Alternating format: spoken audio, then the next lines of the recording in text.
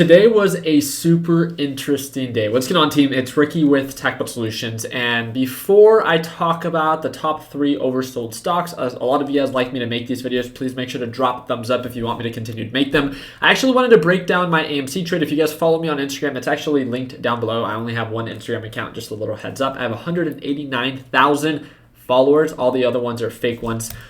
What I wanted to talk to you guys about is I actually got a comment where when I was sharing my entries and my exits for AMC, a lot of people found it very useful. In no way is this video in any way any stock suggestion, but today I made a little bit over $7,000 profit. A majority of that came from AMC. One of the things that I first want to share with you is that is on my Fidelity account. This is on my Webull account. As of right now, I'm up $1,400 on the day. I am trading during the aftermarket trading session, and I will not be holding 1,700 shares overnight. Why, you might ask? Very quickly, I'm going to break this down. On the 4-hour time frame, AMC, I do agree with you, is super bullish. But it's also not a cheap stock based off of previous lows. So it's a little bit more on the overbought side. I want to make sure that I still have a small position in AMC in case it continues to rally so I can partake and benefit from that.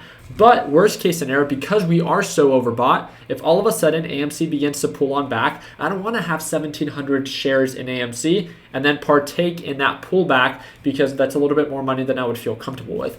So that's why I'm sharing with you that I'm going to be holding less than 1,000 shares when it comes down to holding it overnight. 1,000 shares is still a decent amount of money, but again, it's a balanced out position where I have enough money that I feel motivated, but not so much that I become an emotional mess. Let me know in the comment section what you guys think. But today was an interesting day because a majority of tech stocks, how many of you guys saw Tesla, sold off right at market open? Tesla hit lows of 709, well 708.95. And then guess what? It literally recovered completely back to $740. So congratulations to everyone who stayed cool, calm, and collected. And again, we always say this, the only people that freak out during pullbacks are those that were not prepared. Our Learn Plan Profit team during the live trading session today were thrilled. Because when Tesla began to pull back and a couple different stocks began to pull back, then guess what? They viewed it as a dip buy opportunity because they had enough money left over where they can take advantage of that opportunity. So make sure you take that into consideration the next time that you are approaching overbought levels. But I want to talk about AMC. I want to talk about how I was able to take advantage of this trade. A lot of you guys know that with my Fidelity account, I have a little bit more money in that account. I don't hold AMC overnight. I don't like holding a very large position of AMC. Now, I'm not just talking about 1,700 shares. I'm talking about 10,000 shares. And this is what I wanted to show you. This shows my entry. I did not hold any of it overnight. It was at market open that I began to load up on AMC, and I bought 2,000 shares. I bought another 2,500. I bought another 1,500, and then I bought 500 and another 500. This is all on AMC at $51.36, $51.49, $51.13, $50.99, pretty much $51, and then $51.21. Do you guys see how I buy in increments, right? So when I was trading around $51, I began to load up on it. I viewed it to be a decent deal. And then once it began to indicate signs of an uptrend, how do you think I reacted? Do you think I hesitate to lock in profits? Do you think I potentially get greedy and I'm like, oh man, I need to hit and sell at all-time highs? Trust me, I wish I could predict the future. I wish I could sell at all-time highs every single time. But being realistic, I can't predict the future. And it's very unrealistic to think that I'm always going to sell at the highest point within the day. But what I can do is I can begin to load off of AMC when I view it to be no longer a good deal or when I view it to be overbought. And that's essentially what I did. I didn't sell out of AMC as gradually as I did when it comes down to buying AMC. I shared this also on my Instagram. I sold 4,500 shares, not at the perfect price, but I sold 4,500 shares at $52.22. So as we broke above $52, you can see that this was a resistance level, this was a resistance level. So when we broke above it, you can see that I got very excited and I was like, hey, this is exceeding my goal of that sell price of $52. I'm not going to really hesitate to lock in profit. So I sold $200,000 worth of AMC. I locked in profits because, again, I want to make sure that I buy the dip. I want to buy when it makes sense, when that direction is in my favor. And then once it begins to peak, I want to make sure that I don't hesitate to lock in profits. I'm day trading AMC, not someone that's trying to hold it. So I have my intention. We all have different intentions, right? It's a public market. Make sure that you have your future self's best interest before you think about anyone else. So if you want to day trade it, then great, all power to you. If you intend to hold it, great, all power to you. I'm not here to convince you to do anything. I just want to make sure that you always take risk management into consideration, which is why with a very heavy position, I didn't hesitate to lock in profits. And again, if you guys do the math, 4,500 shares, I bought much more than 4,500 shares. This is 4,500 shares alone. What happened to my additional 2,000 shares? Well, you can see right on over here later on, right? This is my 4,500 shares at 52.22 that I sold. I bought some Robinhood, and then I sold another 1,000 shares of AMC, 52.36, 52.41, 52.57, and then my last sell, 52.73. So 500 shares at the very end of it. And if you guys look at this, I've sold at 52.73 for my last 500 shares. Let's be honest. That is not a bad exit. But again, a majority of my sell was done at 52.22. So a friendly reminder, this is a perfect example that you don't have to be a perfect trader to do well. You don't have to be perfect at buying the lows. You don't have to be perfect at selling the highs. You just have to have a reason behind everything that you do. And this is one thing that I shared on my Instagram and one thing that I always share with the Learn Plan Profit group. It's not about your hopes and your desire of what you hope happens. This is a public market. It doesn't matter who you are. It doesn't matter how much you made yesterday or the week before or the month before or the year before that. Every trade opportunity presents itself with new challenges. So regardless of who you are or what you want it to do, it is in your future self's best interest to make sure that there's a reason behind everything that you do that makes sense. That you are selling because you are approaching at overbought levels and not just holding because you hope that it hits highs of $53. My hope and my desire of AMC hitting highs of $53 is irrelevant.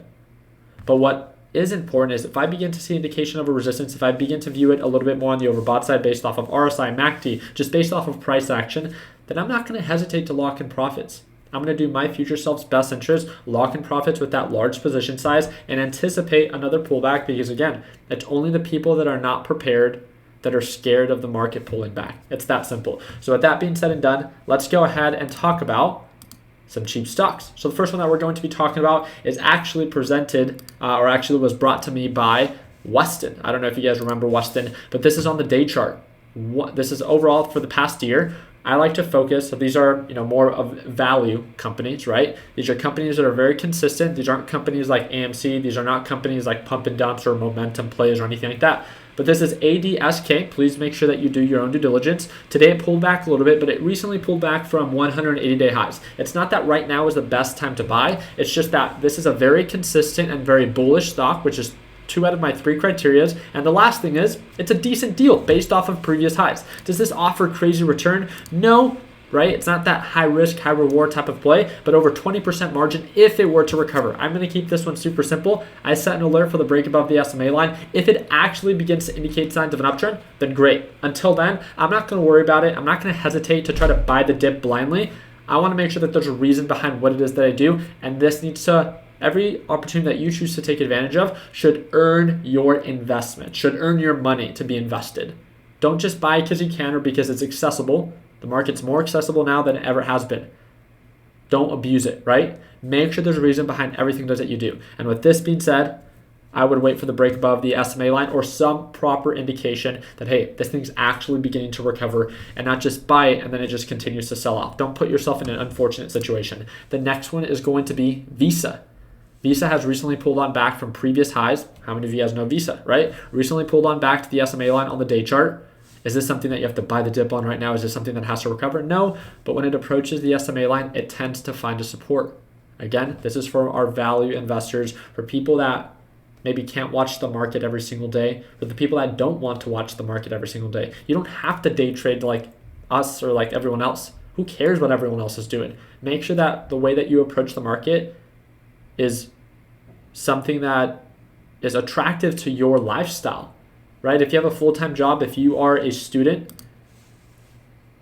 don't stress yourself. Don't put yourself in an uncomfortable situation. 12% is what this thing has to offer if it were to recover. Again, I have my alert here for the break above the EMA line.